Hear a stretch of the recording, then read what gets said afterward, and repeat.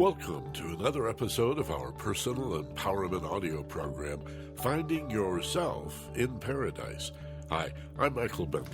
And I'm Steve Snyder, and our program today is about the creeps, the willies, the heebie-jeebies, monsters in the closet, and things that go bump in the night.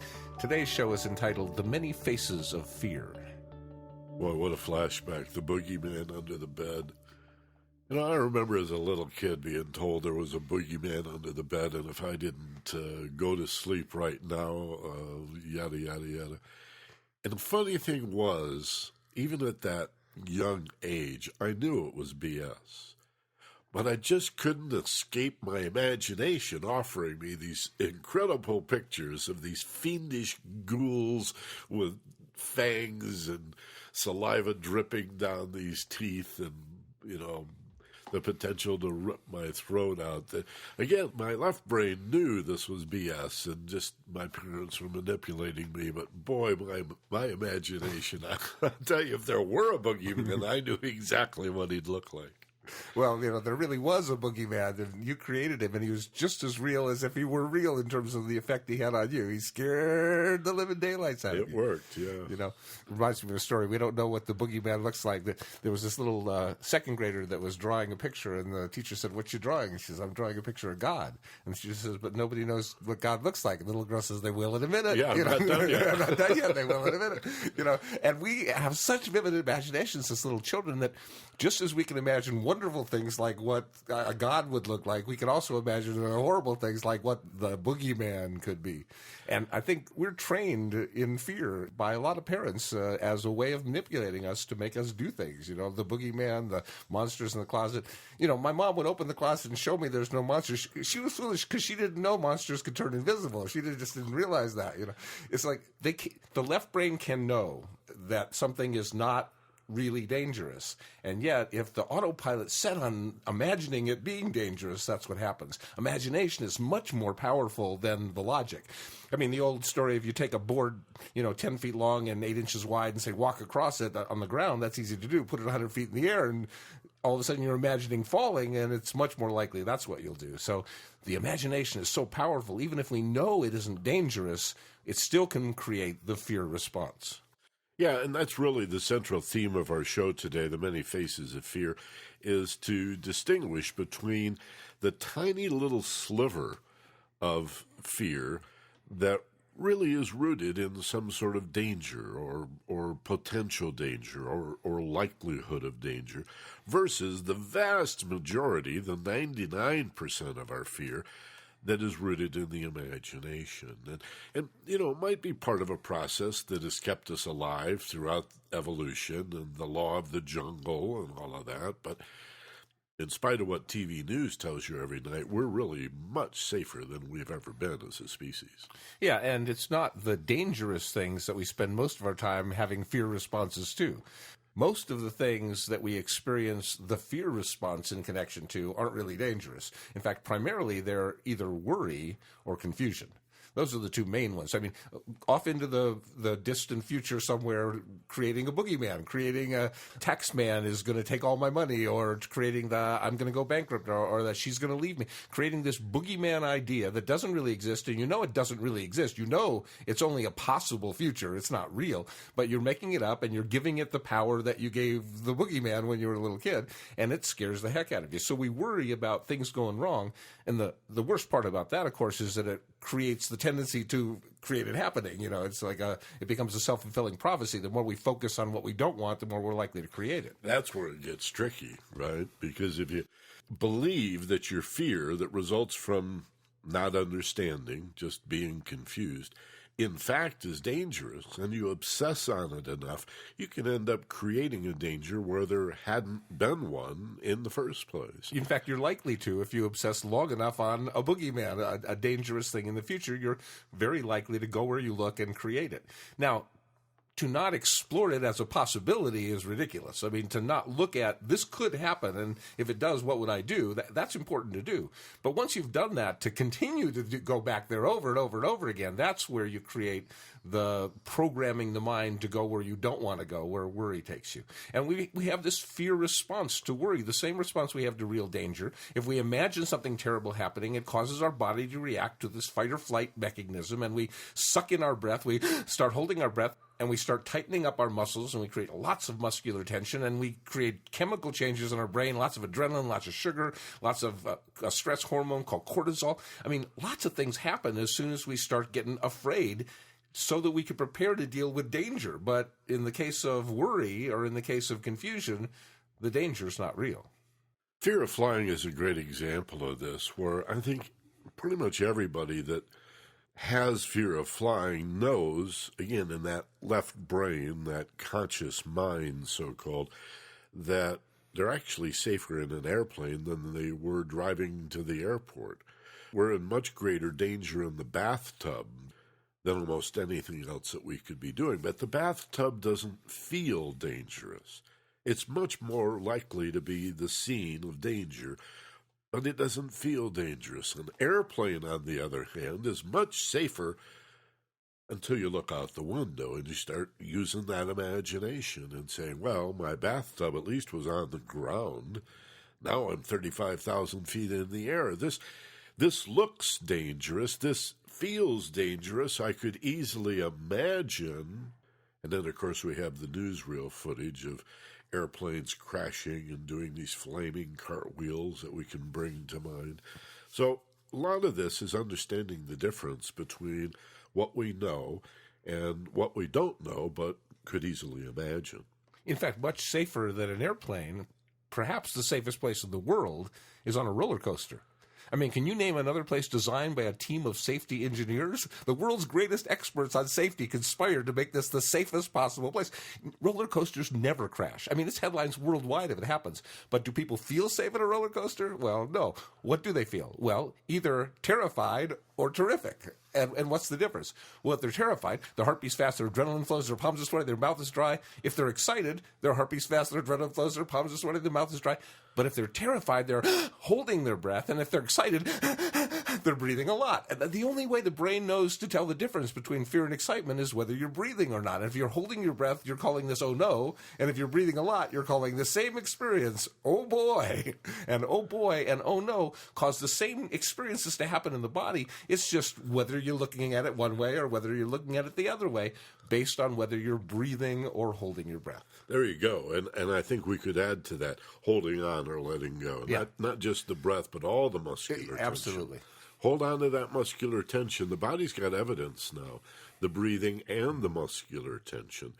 And all these other changes, the respiration rate and pulse and the blood pressure and how dilated your pupils are. This is all the body, of course, getting ready for what it believes is the inevitable danger.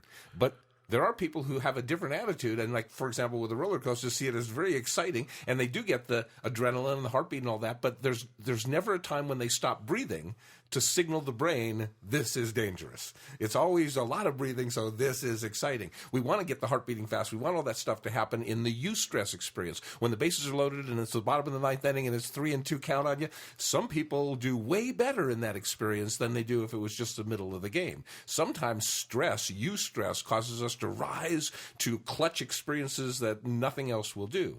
But again, we have to convince the brain that although there's a lot happening and although this may be confusing and although we don't know what's going to happen, we are not in any danger. We talked about that 2 weeks ago in the newsletter that went out in advance of, last week's program, Why Did I Buy That? Right. And we talked about Hans Selye, the endocrinologist that did such pioneering work in the 50s and 60s on stress. And he's the guy that usually gets credit for having coined the term eustress, meaning good stress or a healthy kind of stress. And it's part of this overall pressure in life, the adversity in life that promotes our growth, our evolution, our unfoldment. So A little bit of performance anxiety before the game, before the job interview, before the first date. That can be a good thing. But then there's that point of diminishing return.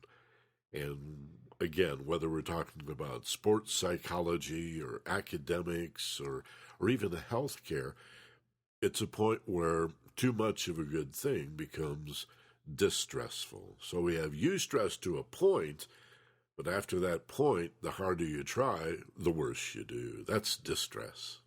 Yeah, that's a real powerful law to understand, that the harder you try, the worse you're likely to do. It's sort of inverse of logic, but, allowing something to happen. In other words, what the greats know is you practice, and then when it comes time to perform, you just let it happen. You don't try to make it happen. All the effort is done in the practicing, and then the performance is the letting go, is the allowing it to happen. Not trying to do something you've never done before, not trying to get better at something. It's allowing yourself to be at the highest level you've practiced yourself up to. And that's a whole different experience. The greats don't feel like they're in danger when they're performing. They don't feel, it's just the excitement thing, because they've practiced it so much, they'll know what to do. They know their autopilot will run them to the best of their physical ability. I saw a quote the other day, and it reminded me of you.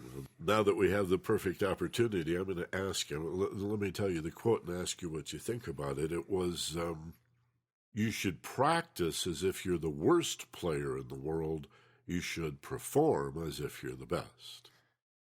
I like I'm not an extremist, so I wouldn't say worst and best. I'd say practice as if you have a great deal to learn, and perform as if you've learned a great deal. Okay, good. That's how I would say it. Good. I like that even better. Also, I like the acronym. Is that the right word? Where letters act for the first letter of each word. Yeah, like fear as false evidence appearing real. I love that one. I think that's such a cool one. I agree. I think it's so important. There is real evidence appearing real. I mean, there is real evidence of dangerous things, like a wild animal's coming at me. That's really dangerous. A guy slams on his brakes on the freeway right in front of me. That's really dangerous. There are things that are really dangerous, but whether or not something's going to happen 5 years from now is not really dangerous. Ever really dangerous. We're just being confused. Yeah. Could potentially hold a danger you don't know, and so that's why we have this built-in tendency to presume it just might be dangerous. So, by the way, to make the clinical definition of fear and anxiety clear, fear to a mental health professional or a sociologist would be clear and present danger, or the extreme likelihood that you're in real, clear and present danger. Not danger of getting embarrassed, not in danger of getting confused, in danger of being physically injured or killed. Survival stuff. Yeah, it's survival stuff. It's really like, after this, I will not be able to survive as well. Right. And anxiety then would be the much more common, 90%, 95, 99% of the time, we're not really in any clear or present danger, though we can easily imagine it. Yeah, once a day would be an amazing amount. An amazing amount. Doesn't happen. The vast majority of our fear is really not fear, it's anxiety, and that would be the clinical term for, I'm just confused. And I think at the center of that confusion is the self. So what frightens us most of all is not the world out there that we don't understand. My argument would be that even more frightening is the internal world we don't understand. It's the self that is the big mystery. Indeed. That's exactly the most frightening thing. Roosevelt said there's nothing to fear but fear itself, and fear is something inside of me, so there's nothing to fear but what's inside of me. That's really the bottom line. And that's the truth, that what we are so terrified of fear that we don't even talk about it. We don't even use the word. Like somebody would say, oh, I'm worried, or I'm anxious, or I'm nervous, or I'm apprehensive, or I'm concerned, or, I'm a little freaked out, I'm a little on edge. There's a million things we'll say other than say, I am frightened. I have fear. I am scared. Well, guys especially. So this whole idea of, I don't want to admit it. It's almost like I don't want to admit that I'm afraid. It would make me less of a man or less of a person, or I would somehow be more vulnerable to being attacked or assaulted. It's dangerous for me to reveal I'm afraid.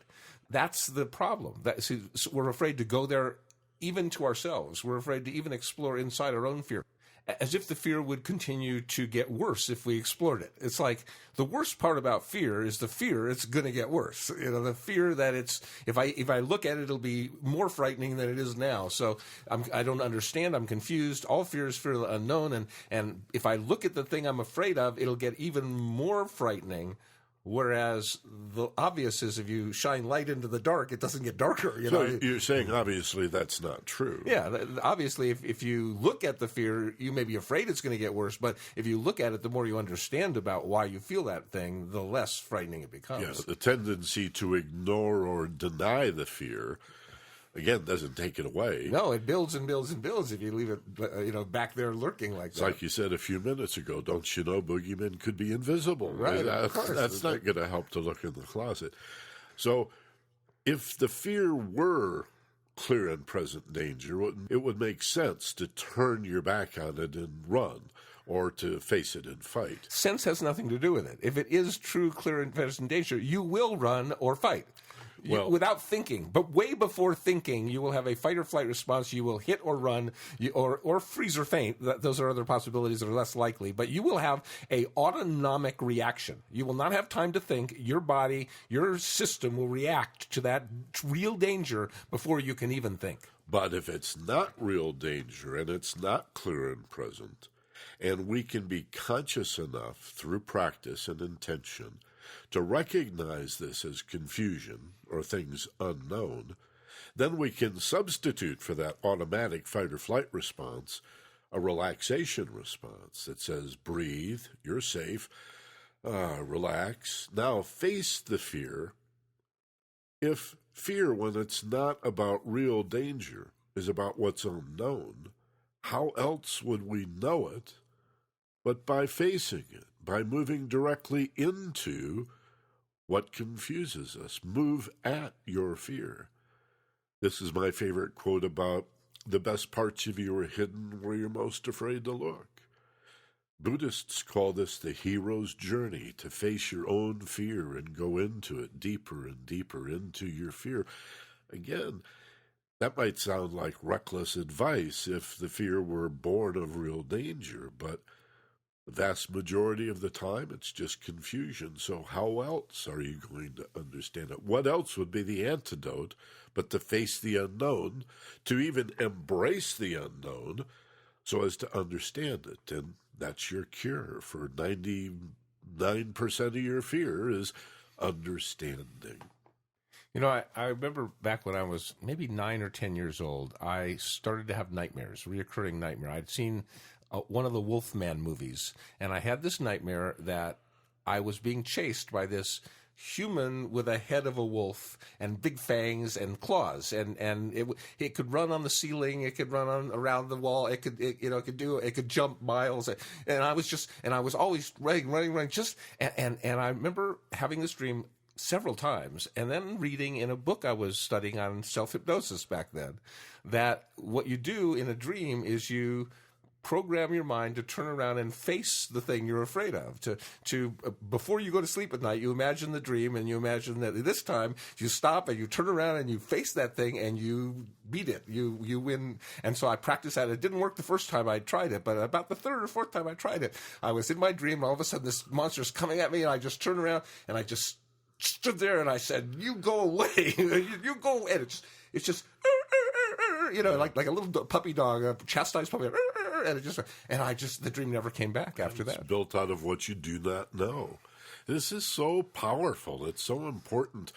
Working with children in my practice, I have often suggested to them, and you always have the parents there. You never work with kids when the parents aren't there, of course. So you're instructing the parents as well as the kid. Mostly, actually. Yeah.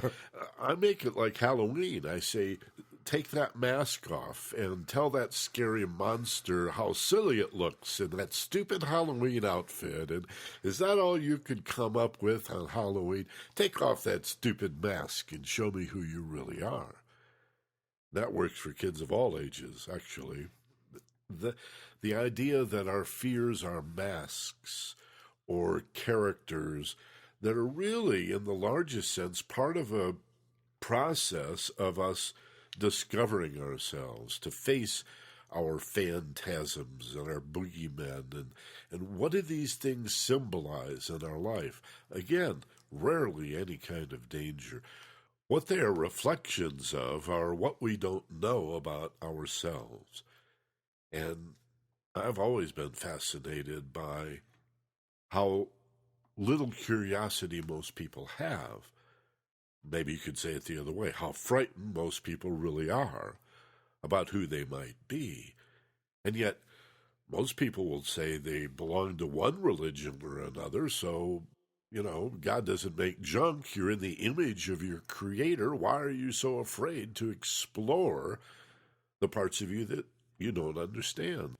Seems to me you'd want to spend every possible waking moment when you have nothing else to do exploring the depth and the breadth of what you have yet to figure out about yourself. And time again, you come up with this great news, this wonderful insight. And if you do find anything about yourself that is disparaging or you'd like to change, well, now you can change it.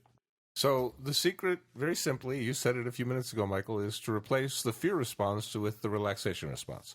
See, if you're confused and it feels frightening, and instead of going and holding your breath, you go and release your breath and release your muscle tension and let go instead of hold on, now you're still confused, except imagine what it's like to be confused and feel safe. If you totally feel safe in your confusion, what is that like? Well, it'd be like awe or wonder or fascination or interest. Or if you're confused and you feel safe, it's like, wow, I really want to know about this thing. But if you're confused and you feel unsafe, it's like, oh, this is dangerous. We better run. We better hit. We better prepare for something bad to happen. So you can still be confused, but if you're confused and breathing, it turns into interest or wonder or fascination or a positive, let's find out more about this. Whereas if you're not breathing, it's turned into let's run away from this. Very simple. If you let go, you move toward. If you hold on, you want to run away. There you go. And I like the Emerson quote also, knowledge is the antidote to fear.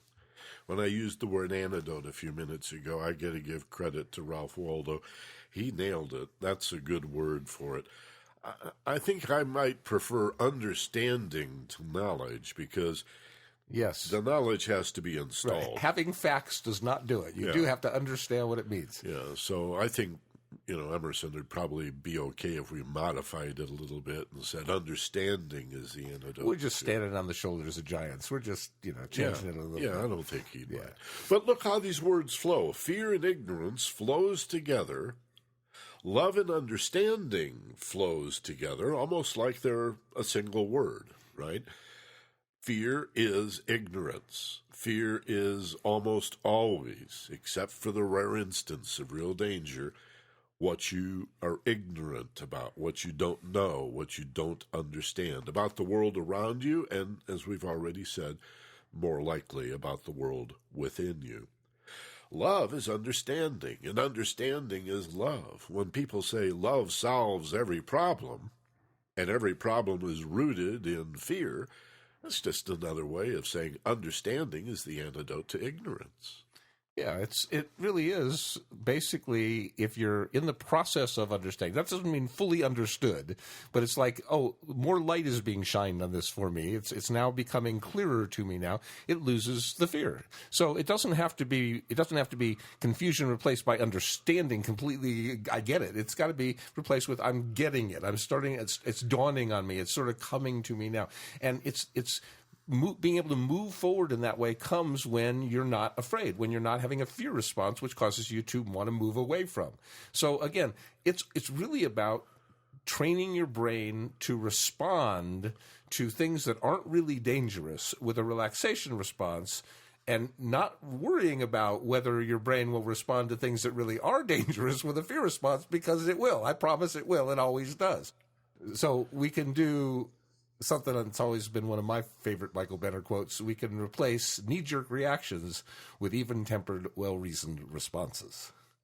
There's lots of other words for fear and anxiety. There's stress. There's tension, which refers to the muscular condition of holding on. And I think this is another thing we might want to look at, the idea that Safety is a letting go, or love and understanding is a letting go of muscular tension, whereas all fear is holding on. That means any holding on is fear. If we attempt to hold on to love, we can call that love, but it's not. It's the fear of losing love.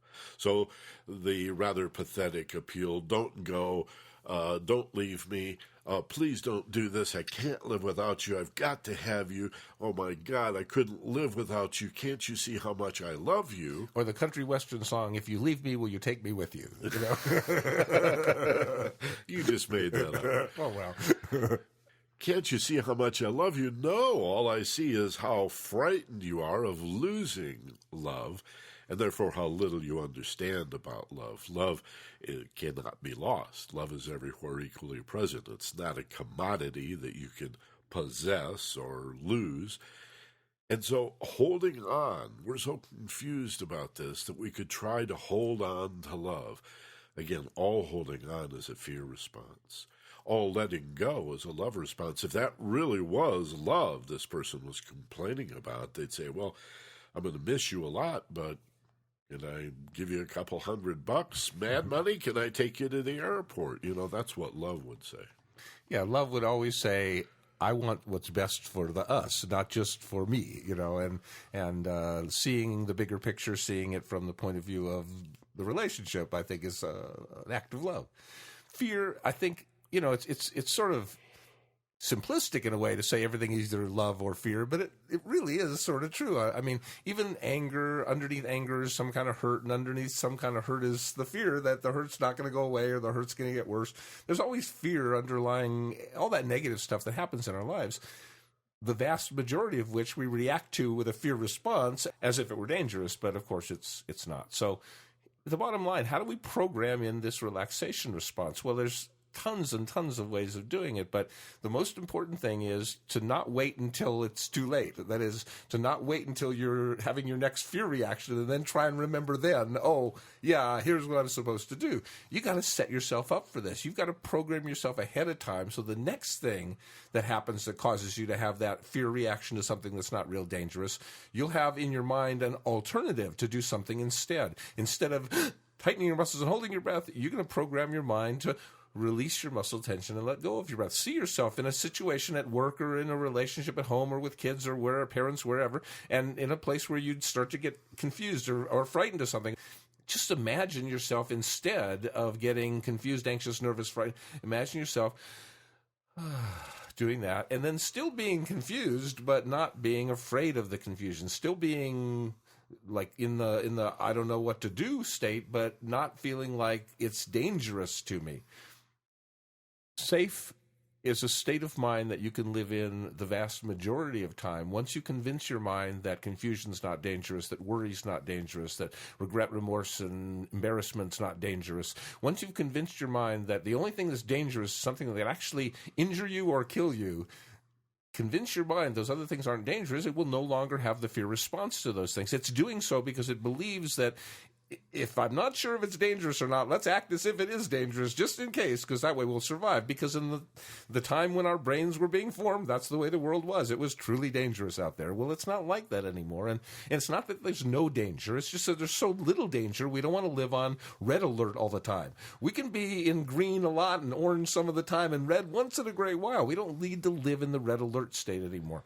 And so how to take ourselves out of that is to imagine ourselves reacting to the danger things the way we always have, but reacting to the non-danger things by instead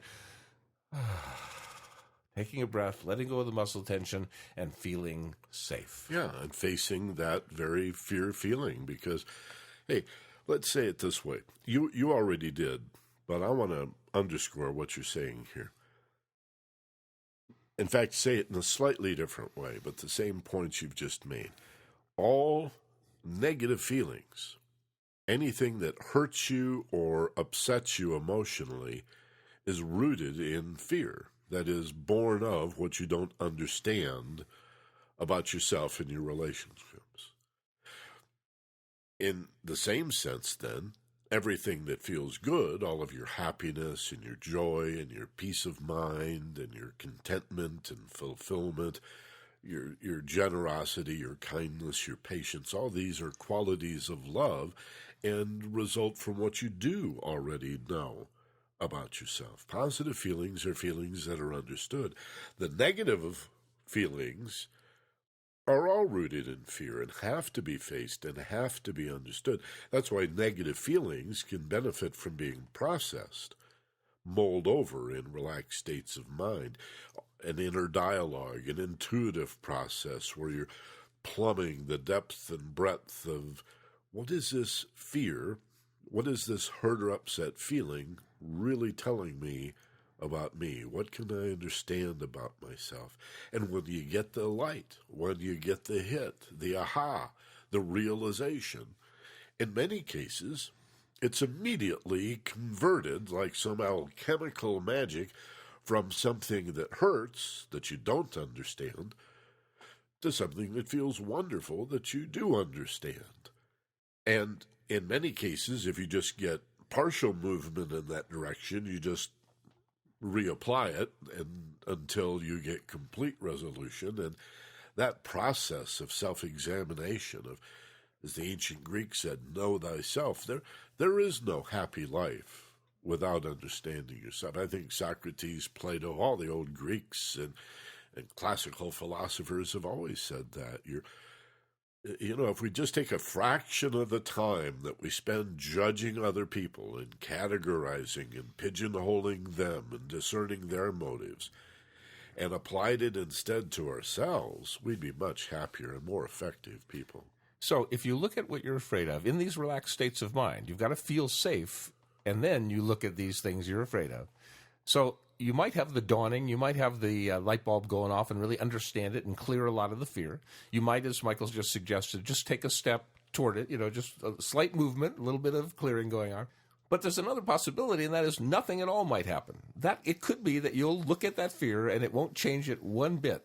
But just in the looking, just in the exploring, you now feel different about yourself. You are now on the road to find out. You have now overcome the fear of looking at the fear, and that's huge. The hardest part of accomplishing anything is taking the first step. One of your great mentors said the hardest part about moving a refrigerator is getting it unstuck from the floor. What a great way of putting it. So just by closing your eyes and looking at that fear, even if you learn nothing at that moment, even if nothing comes to you, just the process of taking that step has broken through a big part of the fear. That's so huge. I know it's counterintuitive. There's part of you that says, I don't want to look at my fear. I don't want to explore what hurts. I don't want to think about what makes me sad or angry or lonely or upset. I don't want to look at that stuff. And certainly I, of all people, totally agree that you do not want to dwell there. If you dwell there, then that's the life you're going to have.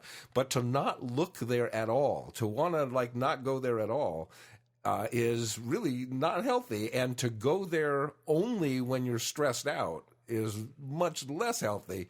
But to be willing to go there in states of relaxation, to be willing to go there out of stress and in a place where you feel safe, and from that place explore what makes you feel scared or angry or sad or alone, boy, that's a powerful, powerful part of growth. It's pretty hard to overstate the importance of facing your fear so as to understand it. Remembering again, it's rarely about any real danger. It's almost always about things you don't know or understand. So you've got to face it.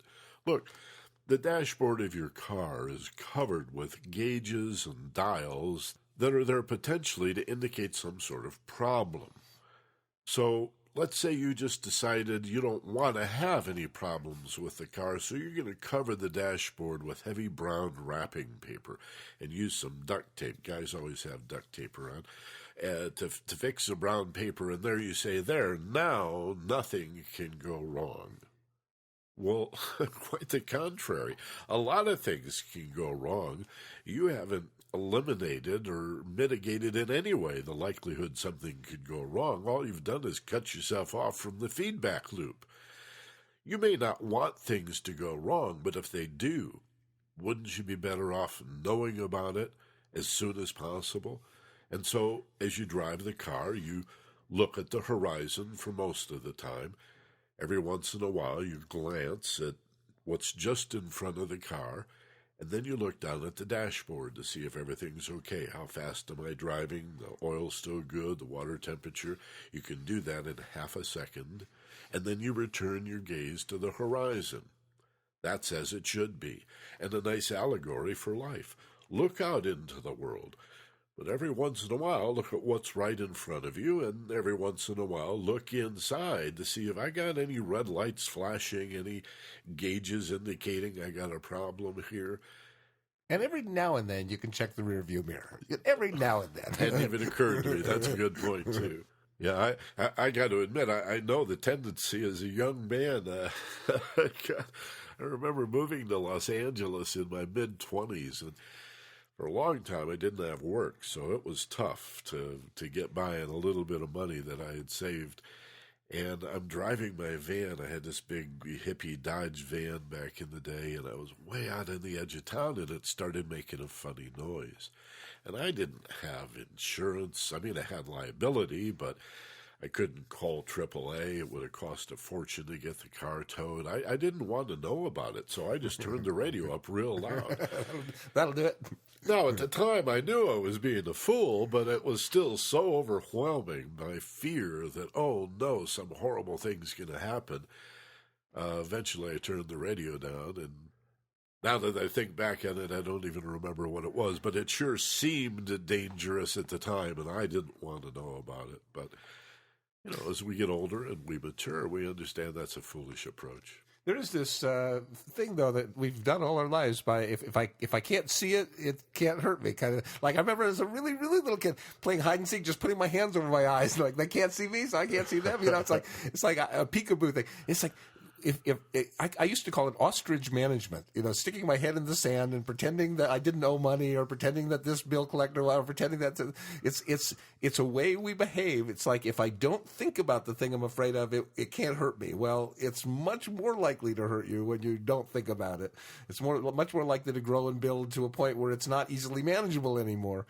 And so I guess the moral of the story is that whatever it is you're afraid of inside of you, if you explore it from these safe places, this paradise place, that no matter what it is, you can handle it without getting scared of it, that no matter what it is you're afraid of, if you come from a place of feeling safe first, you can make any fear you have diminish. You can take any fear you have and make it less than it is now. And you will discover in doing so that those things, as Michael likes to say, those things that are most important to understand about you, you're going to find in the place you're most afraid to look. Yeah.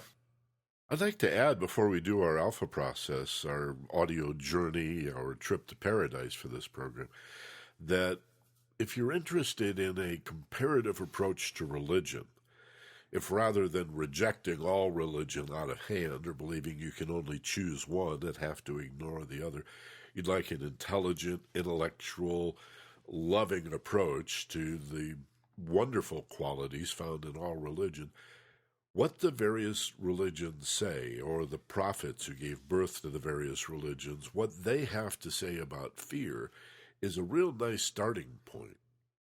What does Moses say about fear in the Hebrew Bible? What does Christ say about fear in the so-called New Testament? What does Muhammad say about fear in the Quran? Then you read the Tagahartha, and the Bhagavad Gita, and the Upanishads, the Sutras. What do the Eastern philosophers say about fear?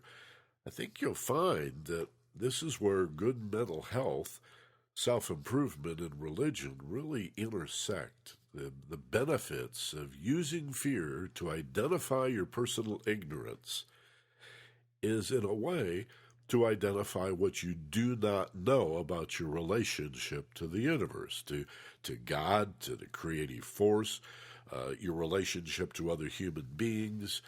All of that can be approached from, I want to understand fear. I want to know all about it. I want to be a fear master.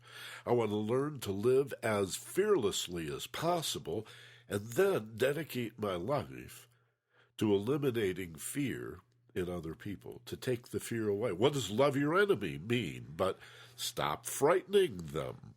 right? Help them feel safe. Give them a cup of tea and a scone and a book to read and a pair of blue jeans and a DVD.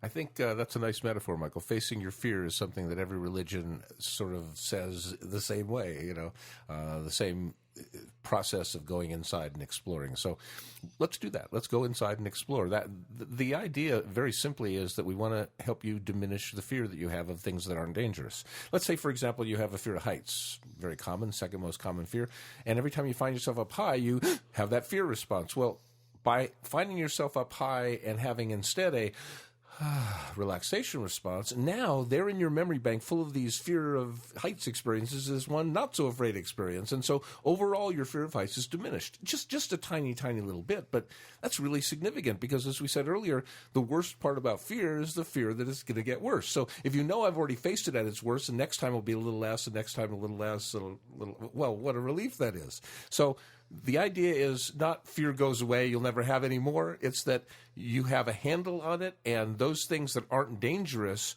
you experience your fear from a safe place instead of going into a feeling endangered place. Those things that are dangerous, you will have an autopilot response to. Those things that aren't dangerous, we're going to retrain the autopilot to respond to in a new way by having instead a relaxation response. So it all starts with the relaxation response. You take a deep breath, you close your eyes, you release, and with a deep breath and another deep breath, following one after another, you find yourself in paradise, in your place of perfect peace. All the tension does release. Anxiety abates, confusion disappears, your mind relates to feeling safe here in paradise. If you had no idea how it felt to be safe, you could pretend.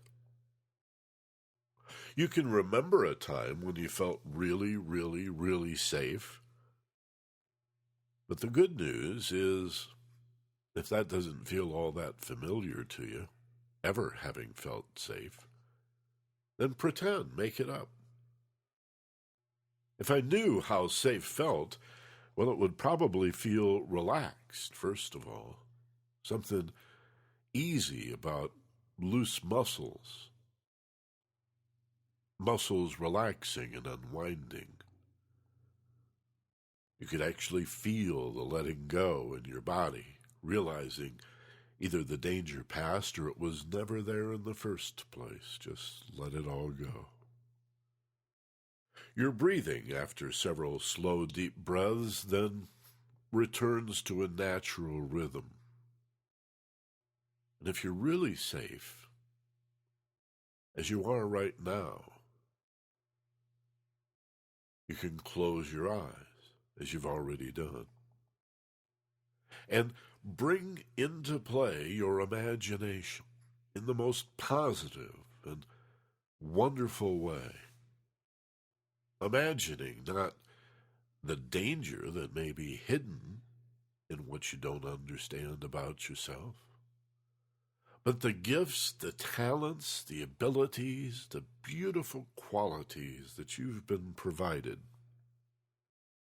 as a unique creature, with fingerprints and, more to the point, DNA that identifies you as truly genuine and unique. The implication being, you are needed. You are an essential component of life.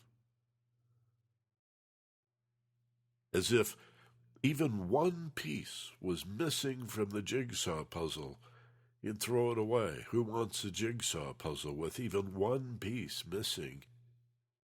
You are an integral piece, a necessary component of life. Just consider that. What if that were true? What if the fact that no two snowflakes are alike, no two grains of sand, and certainly no two human beings are alike, was a doorway, a portal, an opportunity for you to discover beautiful, wonderful, and magnificent things about yourself that comes as a light, as an awareness, dispelling the shadows of fear. So feel courageous and face your fear, because there's really no real danger here. It's just an illusion. You made it up in your mind. And as you change what you think, what you're destined to find is that you can face your fear, and as it becomes more clear, it begins to disappear. And in its place, what you will find are the joys of love from within your mind.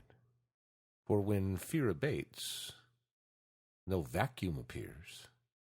Instead, it's love that fills the void of the fear. So face your fear, and not only does that go away, but love comes to replace it instantly that day. It's 2 for 1. It's a small price to pay. And you might just find as you do face your fear that this is something that's real easy for you. How would you know? Until you begin. It might be a game you're destined to win. It might be something that just comes so right, so easy, so carefree, so light. And this fear can go, and that can go, and that can disappear. It might be easier than you ever thought to face and release your fear. That's called love. Love is letting go of fear. Fear is holding on. Letting go of that holding on is love. For it provides the understanding, the antidote to what fear really is. A bad dream, a nightmare, a phantasm. In the vast majority of cases, it's a lie that somebody told you or you made up, and it's supported by what you do not understand. There is nothing to fear in fear. Roosevelt said it. The president, Franklin Delano Roosevelt, during World War II, said, "The only thing we have to fear is fear." He's talking about the danger of a kind of negative loop, a feedback where fear becomes so stressful and so frightening that we become afraid of being afraid, and that creates even more fear. And you know, some of the best quotes on fear I've ever read are not only from FDR, but from his wife, Eleanor Roosevelt. She said, "Do the thing you fear, and the death of fear is certain." So now you have an action step. It's not just face the fear. Do the thing you fear. Courage is not the absence of fear. It's the willingness to do what you need to do in the presence of the fear, which is move directly at it. Do the thing you fear, and the fear will disappear. The death of fear is certain. Realize this now in this level of mind, for this safe and relaxed level of mind is the best place of all to face your fear and to extinguish it through the understanding that love and light provide. So for clear and present danger, you've got fight or flight. But for that which is not dangerous, the relaxation response is right. So imagine in those situations where the danger is not clear and it's not really dangerous, it's just confusing in here, that you take a deep breath and release some of your fear, and then face what's confusing you now. as you do, the fear diminishes and grows smaller and fades. By facing your fear, it begins to disappear, and love assumes its place. So know, for every fear that you release, you fill yourself with inner peace. You fill yourself with a sense of love and joy. So letting go of fear can be something that you enjoy to employ. Imagine what that would be like, to enjoy letting go of your fear, to enjoy coming to this peaceful place and settling down in here, and then facing this fear or that thing that used to make you afraid, and making them all disappear.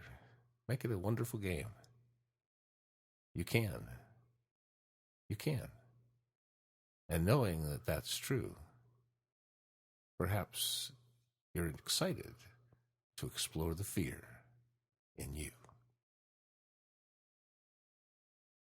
Now, simply as a result of sitting here now, participating in this inner journey to paradise, there's a little understanding that's come to you, and it feels like a release. For the sigh of relief is a sigh of release. Feel that in the body. What are you leaving behind now? What little bit of fear, confusion, or ignorance are you going to leave behind now, never to revisit again? Feel that part falling away, and bring with you what remains. The good, the true, the beautiful, that which you understand, for love is letting go of fear. Inhale, nice, big, deep breath, hold as you peak, and release now even the breath. As you open your eyes wide awake and alert, back in the room, feeling fine, better than before. Yeah, don't you love you for doing that? You know, it really is such a powerful process of self-improvement to just take time for the purpose of self-improvement, to just stop and say, I'm going to do self-improvement now. And I think one of the most wonderful things about doing this is that it's intentional self-improvement. You know, you've stopped your life and you said, I'm going to do something to make me better right now. I think these audio journeys are a great way of creating that self-improvement state of mind, and my favorite is just much more convenient. It's just taking 10 or 20 seconds throughout the course of my day. Every time I take a drink of water, I close my eyes and just visit that peaceful place and see what happens. Sometimes something comes up that I can deal with. Sometimes it's just relaxation. Sometimes I particularly program something, but boy, it's just powerful to just know that I can have that intentional relaxation response anytime I want. And my autopilot is not now geared toward reacting to everything that's confusing as dangerous. I've reprogrammed myself so that, for the most part, only real danger causes me to have that fight or flight fear response. We really want to thank you for your interest in this series, Finding Yourself in Paradise, and remind you of the opportunity you have using the gadget at focusedpassion.com to forward these programs to your friends. Choose the right program for the right person.